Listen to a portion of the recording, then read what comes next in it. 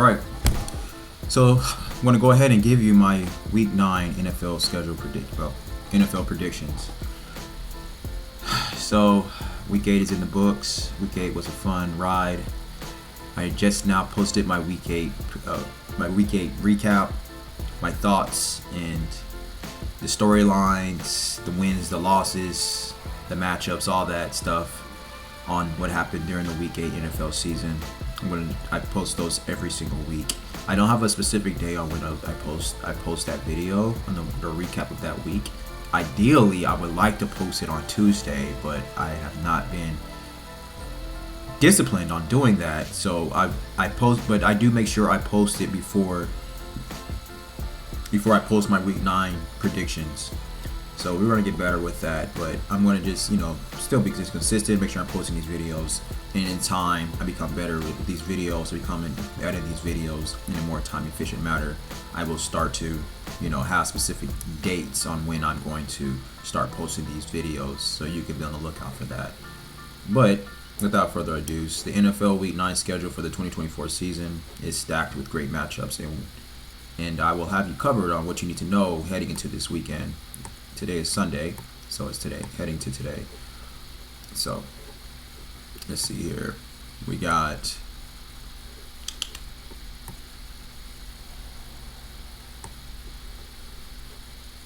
the full Week 9 slate, including an NFC North showdown. We have one of the games to really look out for is the Lions and the Packers. And quarterback Joe Flacco, who will be leading the Colts to take on the Vikings. And then we got Monday Night Football matchup between the Buccaneers and the Chiefs on ESPN. Right. So we got Dallas and Atlanta, Miami and Buffalo, Las Vegas and Cincinnati, the Chargers against the Browns, New England against Tennessee, Washington Commanders against the New York Giants, New Orleans Saints against Carolina Panthers, the Denver Broncos against the Baltimore Ravens, the Jacksonville Jaguars against the Philadelphia Eagles, the Chicago Bears against the Arizona Cardinals, Detroit Lions against the Green Bay Packers, Los Angeles Rams against the Seattle Seahawks, Indianapolis Colts against the Minnesota Vikings, Tampa Bay Buccaneers against Kansas City Chiefs, ending Week 9 on Monday Night Football, Tampa Bay, Kansas City. That will be the last game. So we had the Thursday night game, the Jets against the Houston Texans. Once again, I am starting this week off 0-1. And oh man, I didn't do a recap for that. I'm going to do a recap for that game still, even though we're in Week 9. I'm still going to do a recap for that game because I have a lot to say. Not a lot, but I would like to talk about that game. Because, for one, I was wrong on that game. And two, the Jets came through the second half, surprisingly. I wasn't expecting them to come through. But I will say it was more of... Now, it is better to give criticism than give credit. But I think it was more of the Houston Texans defense folding and their offense not prevailing than the Jets advancing. The Houston Texans offense just could not get anything rolling. And CJ Stroud, he was struggling a little bit. He wasn't struggling as much as Aaron Rodgers was in the first half, but he was struggling a little bit throughout the game. He was struggling to get things going. It was from missed passes. So,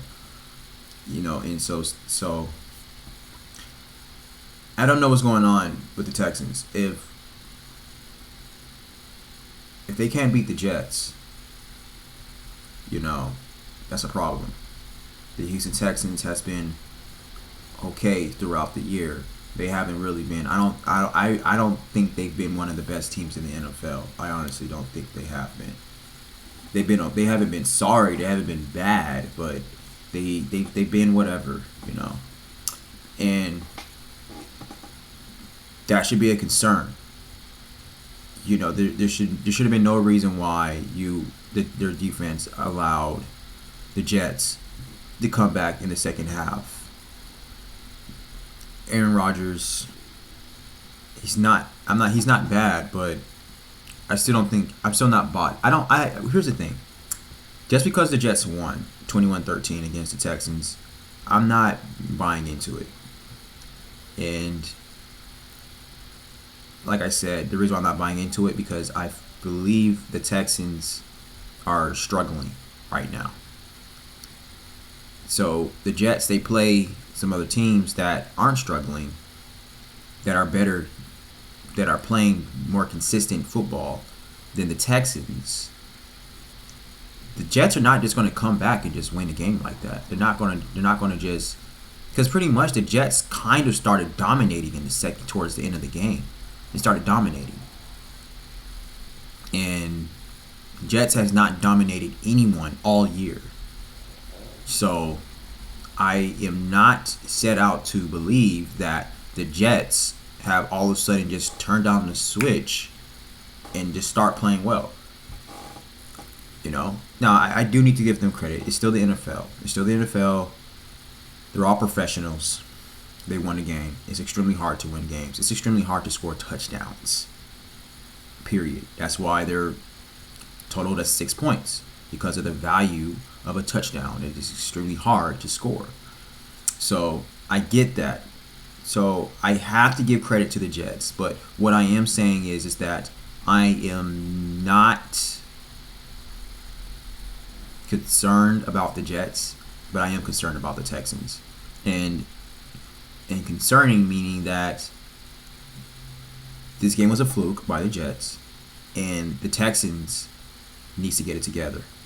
Just because you lost Stephon Diggs and Nico Collins does not mean that you should not be playing well on offense. It just shouldn't mean that. If that's the case, CJ Stroud isn't who we all thought he was. It's really just that simple. It's really just that simple. That offense, you still got Mixon, you still got Tank Dell, and I don't, to my understanding, I don't think they lost anyone on defense. So great quarterbacks, great teams that are great, teams that are coached very well. They should be able to prevail and withstand injuries. That's how you know a team is really great. A guy comes down, next man up. It's next man up mentality, So the Texans needs to get it together. That was a terrible loss by the Texans. They had the game won. They let the Jets creep back in, and they let the Jets creep back in and take that W. That cannot happen. That can't happen again at all this year. The Texans cannot allow things like that to happen. CJ Stroud is going to have to make the plays. He's going to have to make the necessary plays for them to win. CJ Stroud, he's like everybody raves about how great CJ Stroud is, including me. He's going to have to start showing up. So we got a bye week this week. We got two games. Two teams has a bye week this week. Pittsburgh Steelers and the San Francisco 49ers. So there's no games for them this week. So the first game, I want to talk about the 3-4 Cowboys against the 5-3 Falcons. This game will be 1 p.m. Eastern Time on Fox. So the Cowboys will be contending for the playoffs or draft positioning in the second half of this. Will they be contending for the playoffs or the draft position in the second half of the season? I think that the Cowboys are going to miss the playoffs this year. I would not be looking for the Cowboys to make the playoffs. They have been playing terrible all year. It has only been since 1989 that the Cowboys make the playoffs after starting 3-5. In 2018, when their mid-season trade for wide receiver Martin Cooper sparked a 10-6 finish, but a 4-4 record after 8 games is no guarantee either. In the same time span, they've made the playoffs twice out of the 5 times they were 500 after 8 games. So even if the Cowboys win this game, it's still very unlikely that they're going to make the playoffs. Yeah, like I said, I haven't seen them. I haven't been impressed by them at all this year. So, and they're not going to win this game. They're just not. This game is not a win by the Cowboys. This game could be an entertaining game. It could be a good game. It could be a shootout. But their offense is bad. Their defense is bad. Everything is bad right now with the Cowboys. The coaching is bad. Their management is bad. Their organization is bad. It's a disaster in Dallas. But the Falcons, on the other hand, they might become a run first team again this weekend. Every team, I think every offensive game plan is to run the ball against the Dallas Cowboys. If you're playing against Dallas, run the ball. So, Bijan Robinson, he could probably more than likely have a field day against Dallas, so look out for that. The Cowboys have allowed the second most touchdowns on the ground and the fourth highest yards per carry, tied 4.8 in the league. To go deeper, Bijan Robinson has a league best 57.6% success rate on under center runs among running backs with at least 30 carries, while the Cowboys have given up the second highest success rate, 49.3% on such runs, per NFL Next Gen stats. So I don't see why the Falcons would not want to run today against the Cowboys. Bijan Robinson could probably rank up 200 yards rushing on the ground.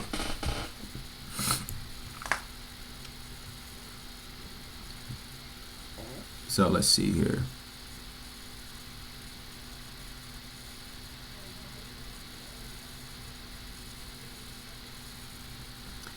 Okay. So that's some things I can. That's it for that. So my predictions for the Dallas Cowboys, for the Falcons and the Dallas Cowboys, I'm going to predict the Cowboys to lose. Obviously, I'm going to predict this game to be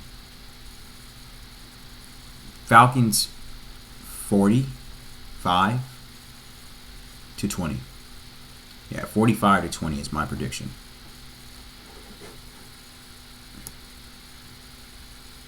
So Falcons 45, Dallas 20.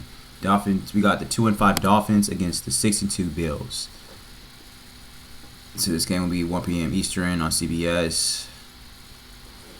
Dolphins rookie running back Jalen Wright leads the team in yards per carry, 5.3. He averages only 6 touches per game to Devon Achane's and Raheem Moister's 11.6 and 11.3 respectively.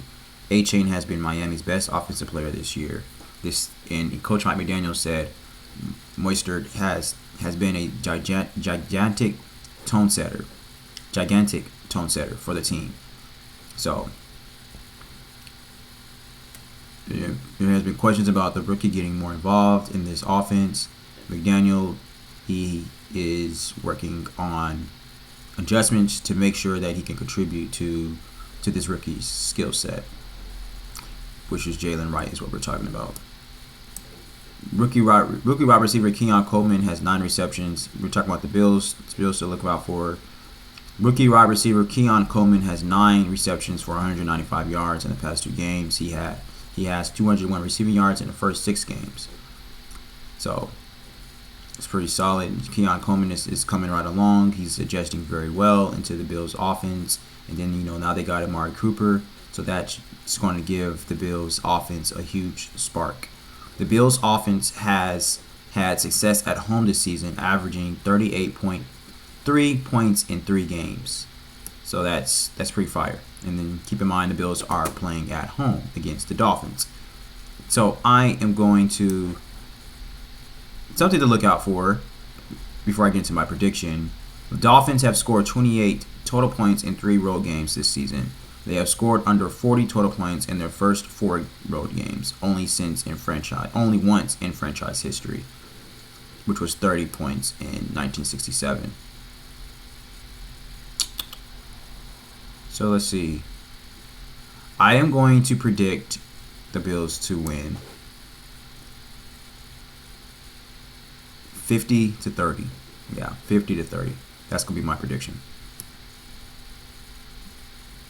So we got the Raiders, the 2-6 Raiders against the 3-5 Bengals. This game we playing 1 p.m. Eastern on Fox. The Raiders have already used 4 different starting offensive line combinations in 8 games and might have to deploy a 5th against the Bengals.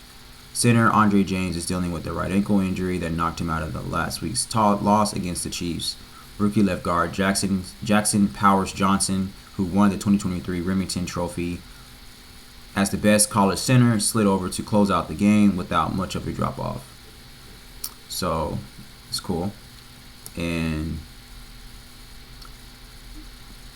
one match, so according with the Bills, one matchup that can dictate how things go for the Bengals. I mean, the Bengals storyline to look out for is left tackle Orlando Brown Jr., who is battling a lower right leg injury ahead of Sunday's game versus Max Crosby, who is 9th in the league in pass rush win rate as an edge rusher, 22.3%. Bengals quarterback Joe Burrow knows the plan for success is simple. The biggest thing is to eliminate Max Crosby's ability to affect the game. Joe Burrow is going to have to look out for Max Crosby. I think, a lot of people are predicting the Bengals to lose this game actually, and I don't see that happening. I believe that the Bengals are going to win this game, and I believe a lot of people thinks the Bengals are going to lose this game because, I guess, like I just said, Orlando Brown Jr. he's facing an injury. He's going against Max Crosby, and a lot of people think Max Crosby is going to have his way with Joe Burrow. Here's the thing. I've always said, even with me saying Joe Burrow is overrated and that he doesn't work well under pressure, he doesn't. But given the fact that Joe Burrow does have a quick release and he does have good pocket awareness, he can get the ball out very quickly to his receivers, to his star receivers. So don't think that his wide receivers don't know that Max Crosby is a force to be reckoned with, and that they are not going to, how can I put it? They aren't going to compromise, that they're not going to compromise their route running for Joe Burrow to get the ball out quicker. So look out for the Bengals wide receivers to have a field day because of the Raiders pass rush with Max Crosby. So think about that. And I think that is going to be the Bengals game plan. They're going to shorten out the routes, and they're going to design plays for Joe Burrow to get the ball out very quickly to avoid the pass rush. The Bengals wide receivers can beat any cornerback tandem pretty much. They at least have the ability to do that. So I don't think that that's going to be a huge factor in today's game. Max Crosby disrupting Joe Burrow. It can. Depending on how quickly Max Crosby can get off that line and can at least give pressure to Joe Burrow. But see, I don't think the Raiders' pass defense is that good to give Max Crosby any kind of time. So it's going to be interesting to see if Max Crosby's pressure rate can overcome the elite quickness of the Bengals offense that they are going to be releasing that ball. And the elite release from Joe Burrow, the elite release from Jamar Chase and T. Higgins, getting off that line of scrimmage and avoiding that pass rush, completing passes and avoiding that pass rush. We'll see. Burrow has passed for fewer than 250 yards in 3 consecutive games, tied for the longest streak of his career. He has a total of 347 passing yards in 2 contests against the Raiders, including the playoffs. So that's something to look into. That's a stat to acknowledge. But anyway, I am predicting the Bengals to win this game 25-13. Bengals win 25, Raiders 13. We got the 4-3 Chargers against the 2-6 Browns. This game will be 1 p.m. Eastern. It's on CBS. Something to look out for. Something to look out for on the Chargers side of the ball. So, after throwing for fewer than 200 yards in each of the first 4 games this season, Justin Herbert will be in Cleveland on a 3-game stretch of averaging 288 yards, nearly 300 yards per game. And Cleveland has allowed 200 plus passing yards 4 times. Cleveland's passing defense is not that good. Since the Chargers has allowed Justin Herbert to pretty much command the offense, which they should have been done that, even though you want to identify this offense as a run game, I think that they should still do that, even though the running game has been struggling for the past few weeks. It really has not. The running game has been a no-show since Carolina. So that's a huge disappointment. However, I believe that the best thing for the Chargers is to still keep identifying themselves as not a run first team. I don't really like that. I don't really like the idea of we are a run first team or we are a passing first team. I like our offense. I don't like the idea of just solely identifying yourself in one aspect of the game on offense. I like the offensive coordinators who are chameleons. We want to be dominant in all phases on offense, passing and running. If they stop our run, we can dominate them in the pass. If they dominate our pass, we can dominate them on the run. If we are dominating in both, then we are going to continue to keep dominating in both, and we can dominate and prevail in play action passes. And just, the thing about it is the identity should be that the offense should be powerful, rough, rugged, and not letting up on points. We're always going to have the mentality to score no matter how we score. And we can beat you in all phases of the game on offense. So I feel like that the Chargers should pretty much identify themselves as that, because you have a quarterback, because really that's what you have, really, to be honest with you. You have a quarterback that can literally torch any defense, who's really good at avoiding pass rushers, who's extremely rough and tough and aggressive, and a huge quarterback, 6'6", nearly 250-pound, very athletic quarterback with a very strong arm, and that can really throw on any side of the field, anywhere on the field, at any angle, and really pinpointing that ball in the tightest spots possible. He can literally hit the keyhole on a door knob. That's Justin Herbert. And then you pair him with a brilliant offensive coach who is known for coaching tough, rough, aggressive, highly competitive teams in Jim Harbaugh. And then you pair him up with a run-first offensive coordinator in Greg Roman. So you have 3 different phases of offense right there, and you should use them all. And if you have to be a run-first team, then you do that. But if you have to be a pass-first team, then you do that. So the thing about it is that I like the run. I think that even though with all that what I said, I do believe that it is very important to be dominant in the running game. To teams that know that you are going to run the ball, but you still can run the ball very effectively. That's dangerous. But now not only can you just run the ball effectively, but you can also torch them in the passing game. I want to see a very dominant run game, a very unbeatable dominant passing game as well.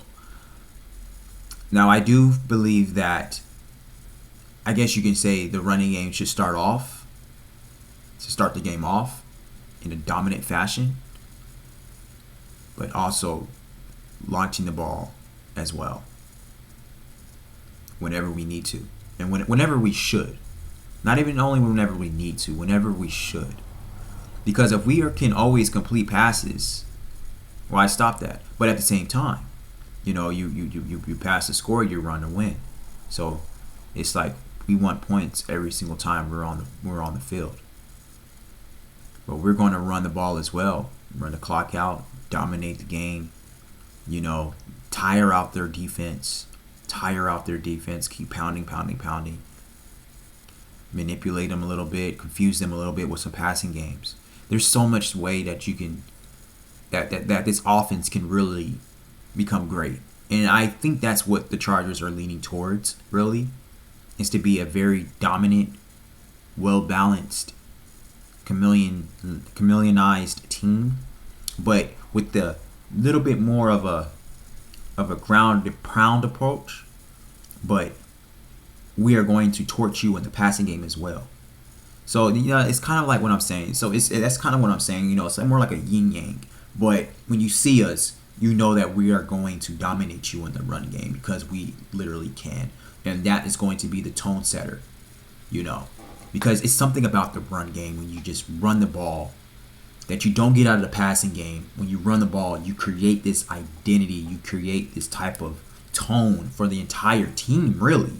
Not just the offense, for the entire team. It's like they are pounding the ball and they're a powerful team. And they're just busting through the defense, beating the defense down. And then all of a sudden, we just beat you for a 60-yard touchdown. Passing touchdown. After we just got finished running all over you. Why? Because that's what we can do. We're that good. And that's what the Chargers have, really, in Justin Herbert and in Jim Harbaugh and Greg Roman. Running coaches, prolific passing quarterback. That's literally what you have. So there's so many ways to go about it. There's so many different ways to skin that cat. So Jameis Winston is a quarterback to look out for. He transformed the Browns offense in his first start, 334 passing yards, 3 touchdowns, and no interceptions. But will this continue is the question. We'll just have to see. And this is going to be a test for Jameis Winston because the Chargers has a really great defense, and this will be the best defense that the Cleveland Browns will face all year. So it's going to be a test. And coming from a Chargers fan, I need them to fail that test. They will fail that test. So this is the first meeting between the Chargers and the Browns since Week 5 of 2022. And the Chargers have won 5 of the past 6 meetings, dating to 2015.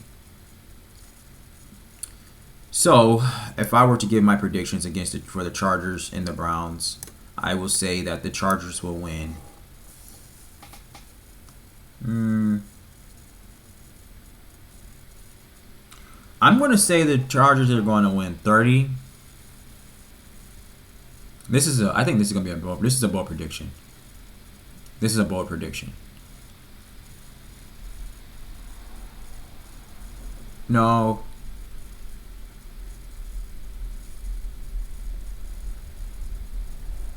All right, I'm going to say the Chargers are going to win 30-17. At first, I was going to say 30-10, but I would say 30-17. Yeah, that's my bold prediction. Well, that's not a bold prediction. That's just my prediction, 30-17. And then we got the New England Patriots against the Tennessee Titans. The 2-6 Patriots against the 1-6 Titans. This game will be on 1 p.m. Eastern on Fox. Rookie quarterback Drake May has been in concussion protocol since Sunday, but as a limited participant in practice throughout the week. So Coach Jerod Mayo is leaving open the possibility that he may play. Jerod Mayo said, "I do have confidence that if the league says he's ready to play, he will be able to get out there and operate." If May isn't clear to play, veteran Jacoby Brissett will get the start, and rookie Joe Milton III will be the backup. Things to look out on the Titans side of the ball. On the Titans side, the Titans are yet to win a game at home this season. The Patriots haven't won on the road since the season opener against the Bengals. At 1-6, the Titans shouldn't take no game for granted, but this week should be an ideal opportunity for Coach Brian Callahan to get his first win at Nissan Stadium. So the thing about it is that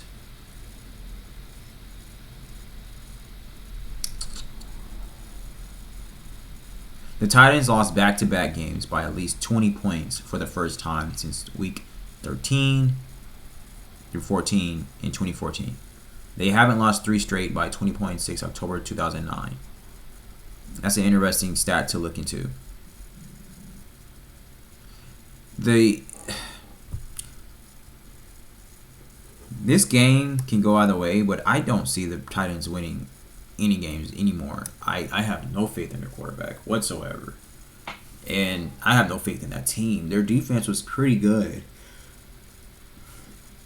earlier this year. I don't know what their defense is still ranked, but their defense has been okay. But regardless of Drake May or Jacoby Brissett is going to play, I'm going to predict the Patriots to win this game. And I'm going to predict the Patriots to win this game 10-3. That's my score. 10-3. So this game could be it's going to be it's going to be very boring. And I'm not even sure if I'm even going to watch this game. I will watch it. I will make effort to watch it if Drake May is playing, but I hate watching New England play with Jacoby Brissett. I hate watching New England play, period. They're a very boring team. And the Titans, they're a very boring team. They're a very boring team to watch. I hate watching the Titans play. And even with my football obsession, I hate watching them. They're such a boring team. But I will look out for this game if Drake May does play. And if Drake May does play, they're going to be more dominant than 10 points. But I don't know if he's going to play or whatnot. So I'm just going to play on the safe side and just say it's going to be 10-3. So Drake May and Stevenson are a really great duo. And Stevenson, I believe, is helping out Drake May. So I'm going to go ahead and, I already gave you my predictions for this game, 10-3, and we'll just keep it moving. We got the 6-2 Commanders against the 2-6 Giants. At 1 p.m. Eastern Time on Fox, I think that everybody already knows who's going to win this game. It'll be very surprising if the Giants do come on top, but this is any given Sunday. This is the NFL. This is professionals. Anything can happen, and the Giants do low-key have a pretty good defense led by Sexy Dexter Lawrence. So that's something to look out for. He could be a disruptor to Jaden Daniels, and he could just take over the game. And you best to believe that's what he's aiming for today. Washington ranks second in the NFL in yards per run, 5.2, and third in rush yards per game at 165.8. Some of the later total steams from quarterback Jaden Daniels, who averages 53 rushing yards per game, but the Commanders' running backs still average a combined 5.2 per carry. The Giants' run defense ranks last in yards allowed per carry at 5.4 and 27th in rushing yards per game at 141.8. Washington can also hit big passing plays down the field with Daniels. But they are facing, like I said, a strong edge pass rush. So the Commanders will look just to command the game on the ground. Maybe. Giants rookie wide receiver Malik Nabers is looking to bounce back from a game in which he had 2 key drops in Pittsburgh. He's especially motivated against a Washington team that couldn't stop him in the first meeting. Nabers had 10 catches for 127 yards and a touchdowns in that matchup. So he's going to obviously be itching to have another big day in this game, coming off of a concussion. The Giants are 0-4 at home this season, averaging 7.8 points per game, which is the fewest in the NFL. So pretty much their offense is the worst in the NFL when they're playing at home. The Giants have not started 0-5 at home since 1974. So And well, it's going to happen today because I don't see the Giants beating the Commanders at all. And I'm going to predict the Commanders to win this game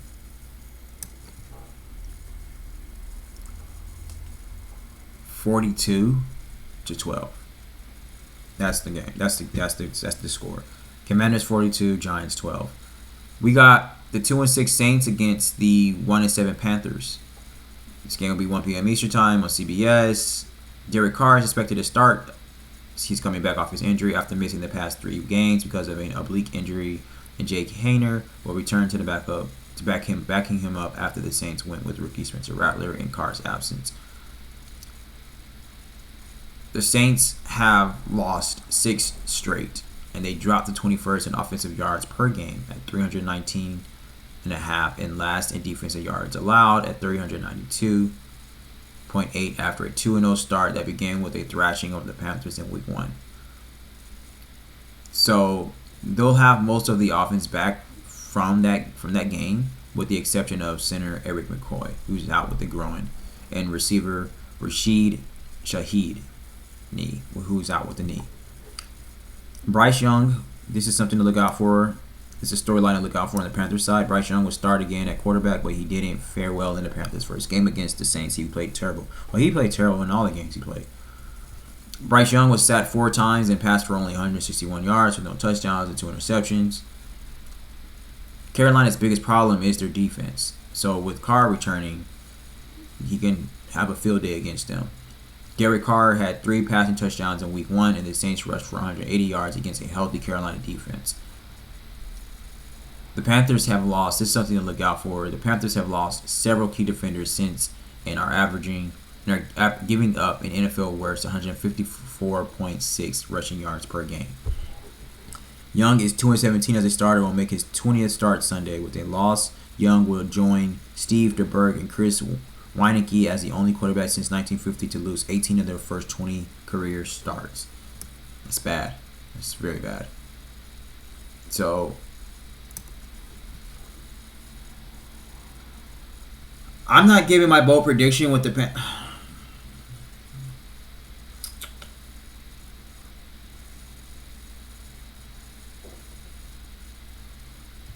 I don't want to do it. I was going to give a bold prediction with the Panthers winning this game. I'm not going to do it. I'm not going to do it. If I do give this bold prediction, it would just literally have to be just me just doing it.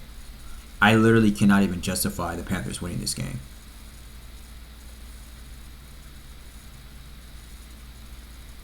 Yeah, I'm not going to do it. The Saints are going to win this game. I'll say they'll win this game 21-14. That's what I'll give them, 21-14.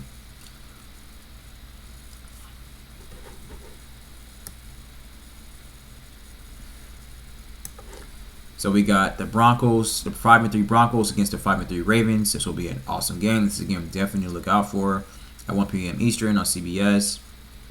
The Broncos have their best record since they were 6-2 after 8 games in the 2016 season, but they have found prosperity against several of the most wobbly teams in the league. 3 wins have come over teams with 6 losses: Jets, Saints, and Raiders. To go with a win over a now 1-7 Carolina. The Ravens could offer quarterback Bo Nix, who is 27th in the league in yards per completion at 4.72 and 26th in the completion percentage. The opportunity for some big plays. Baltimore has surrendered 46 explosive plays, runs of at least 10 yards, and completions of at least 20 yards. The Ravens' defense is bad, which is surprisingly. The Ravens are 24-3, including the playoffs, at home against rookie starting quarterbacks in franchise history, which is the best home win percentage by any team since 1950. However, Denver's Knicks hasn't played like a first-year NFL quarterback, going 5-1 in his past 6 starts with the 8 touchdowns and 1 interception over that span. His 5 victories are the most by a rookie quarterback in Broncos history, surpassing John Elway and Drew Lock, both of whom have 4. Ravens running back Derrick Henry has 9 straight games with a touchdown, dating to last season. This is the 3rd longest streak by a player at age 30 or older in NFL history. Derrick Henry is that one running back that when he hits 30, he doesn't fall off. Derrick Henry's depth is truly one of the greatest running backs of all time. He's definitely a Hall of Famer, and it's amazing what he's doing right now. He's looking like Tom Brady at running back. He's getting older, but he's getting better, and he's looking good. He doesn't look like he has lost a step, and that's beautiful. I mean, football is all about continuously developing. And if you can do that, if you can pull that off, especially at the running back position, especially with all the mouths that Derrick Henry has, especially with how much the Ravens used to run him, that's freaking remarkable what Derrick Henry is doing right now. It's freaking remarkable. So that's awesome. And I know a lot of people are predicting the Broncos to beat the Ravens. The Broncos are a bit more balanced team than the Ravens. They're better on both sides of the ball. Way better than the Ravens are. The Broncos play a bit more complementary football than the Ravens do. But I don't see... The Broncos could win this game. They really could.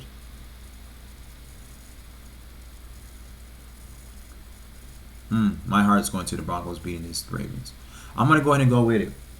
I'm going to predict the Broncos to win this game. Wow, I was actually going to predict the Ravens to win this game, but I'm just thinking, unless the Ravens execute their game plan stupendously and, and Lamar Jackson really have a field day, I'm going to go ahead and give the game. I'm going to give a bold prediction. The Broncos, I'll say the Broncos will win this game. 20.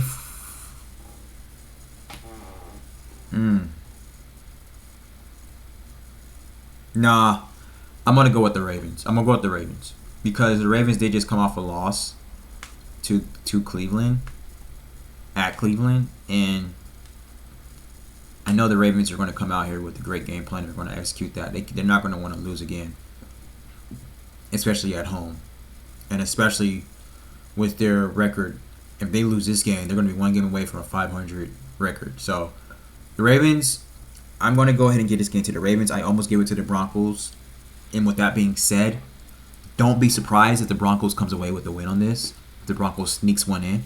But I'm going to go with the Ravens because they're coming off a bye week. They're coming off a loss. They got some competitors on there. They know what they're playing for. They got a lot to prove. So the Ravens are going to win this game 21-17. 24-17. 24-17. That'll be the Ravens. We got the 2-6 Jaguars at the 5-2 Eagles. This game will be 4 or 5 p.m. Eastern time on CBS. As bad as the Jaguars have been defensively, they're on pace to allow the second most yards, 382.1, and points 28 per game in franchise history. They've been effective offensively, surprisingly. They stepped it up a little bit. Quarterback Trevor Lawrence has cut down his turnovers. He has 5 after averaging 20 per season over his first 3 seasons. And they're averaging 5.8 yards per play, which would be the best mark in franchise history. The biggest issue is their slow starts. Just 20 points scored in the first quarter, which might not hurt them this week because the Eagles are the only team in the NFL that hasn't scored in the first quarter. Interesting. Jalen Hurts has become much more efficient in recent weeks after turning the ball over 7 times over the Eagles' first 4 games. Second most in the league at the time. He has 0 giveaways in the past 3 games. So Jalen Hurts is protecting that ball, making very wise decisions. Philadelphia is 3-0 over that stretch with a points per game differential of plus 16.3 compared with minus 2.5 during its 2-2 start. Hurts has had 5 rushing touchdowns in the past 2 games, the most by any quarterback in a 2-game span since 1951. Since 1950, the most rushing touchdowns by a passer over a 3-game span is 6. Cam Newton in 2011 and Johnny Lujack in 1950. Jalen Hurts is playing very well. He's stepping it up. I am going to predict the Eagles to win this game 40-25. 40-25.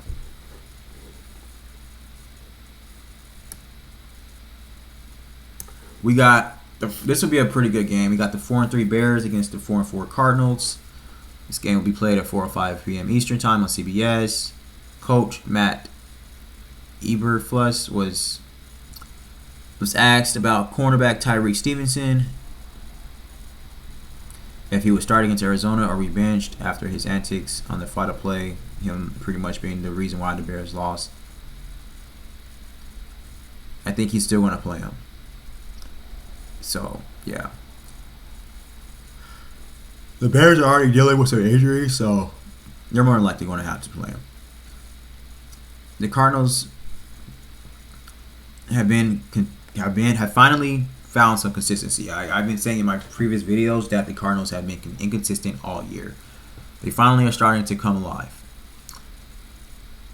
So, they've won 2 in a row for the first time since 2021 and have taken 3 out of 4. If they could continue their run with a win on Sunday, they'll be in a prime position going into next week's game against the Jets, which is their last before their bye week. That would be awesome. So, this is not going to be a walk in the park for the Bears. The Bears are going to have to come through it. They're going to have to come with it. This is going to be an awesome game. The stakes are high in this game for both teams.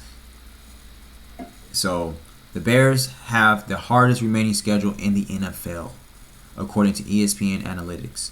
After their next 2 games against Arizona and New England, they will play 8 straight contests against teams with a current record of 500 or better. So the Bears is going to have their work cut out for them. I predict them to go to the Super Bowl. I don't know what I was thinking. And the reason why I say that, because I don't like their coach.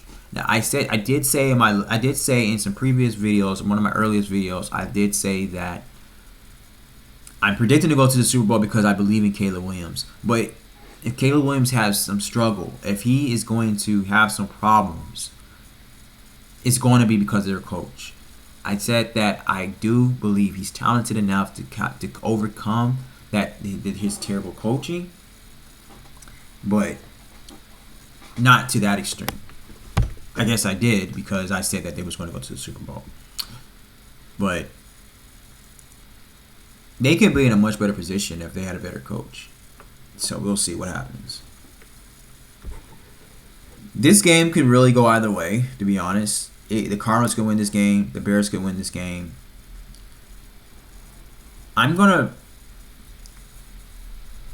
This is going to be an excellent game. I can't wait to watch this game, actually. I'm going to go ahead and give this game to...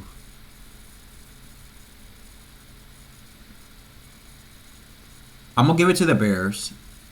And I'm going to say the Bears is going to win this game 27-24. That's going to be my prediction. 27-24. 27 Bears, Cardinals 24. We got the 6-1 Lions against the 6-2 Packers. This is going to be an awesome game. This game will be at 4:25 p.m. Eastern Time on Fox. At 6-1 with veteran quarterback Jared Goff competing at an MVP level, the Lions are off to their best start since 1956. Detroit has won its past 2 games at Lambeau Field, and Goff has a rare opportunity to match former Packers star Aaron Rodgers' NFL record of 6 straight games with multiple passing touchdowns and a 70% completion rate.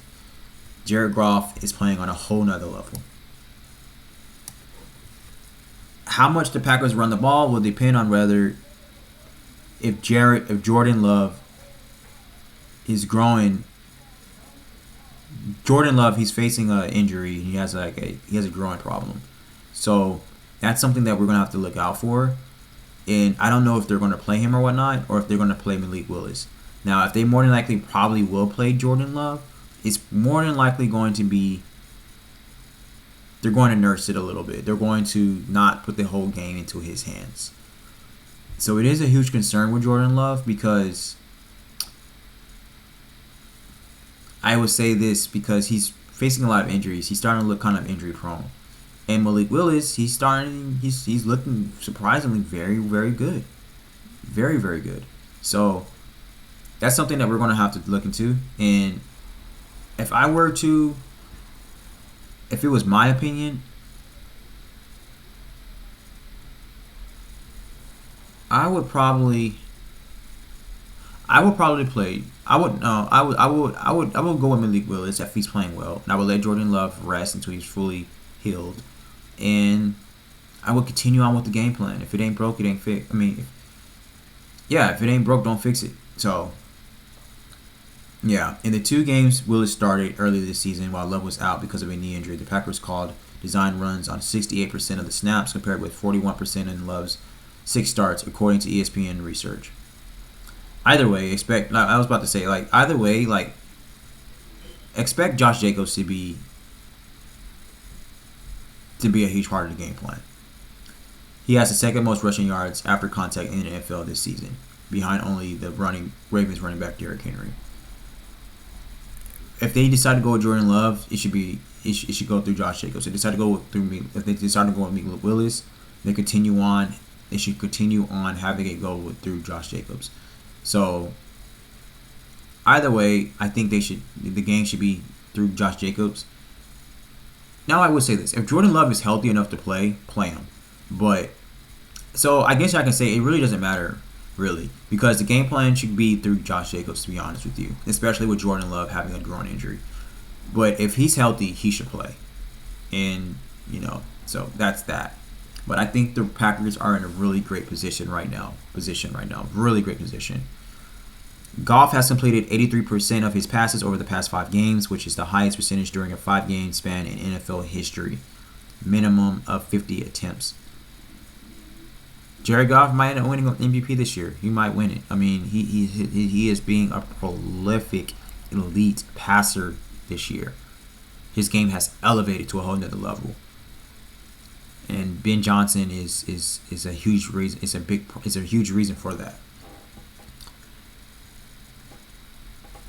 I am going to predict. This is going to be a very, very great game. This game can go either way, really. This game really can go either way. You got 2 elite offenses going toe to toe. I'm going to predict the Packers to win this game. Surprisingly, I'm going to go ahead and give this game to the Packers.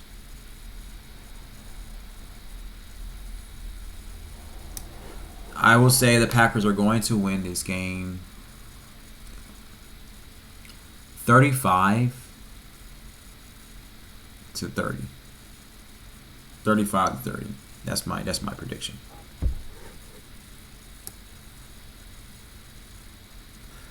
You know what? Nah, I'm gonna go ahead and go with the Lions because I'm a little concerned about their quarterback position. Even though I think Josh Jacobs can have a field day against Detroit. But if I understood more about their quarterback position, I would go with the Packers because I really want to, but I don't really know what their quarterback position is going to look like going into this game. And even though I did say that they're going to have to go through Josh Jacobs,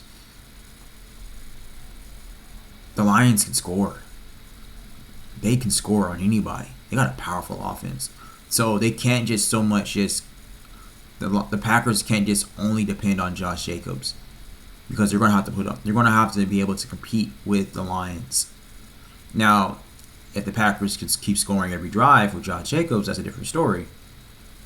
But I don't really know if that's going to be the case. So I'm going to go ahead and go with the Lions because I don't know. I'm not that confident in the Packers quarterback position right now. So I'm just going to flip the teams, keep the same score. I want to say the Detroit Lions are going to win 35-30. So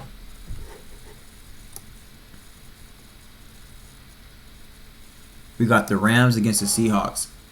3-4 Rams against the 4-4 Seahawks. This game will be at 4:25 p.m. Eastern on Fox.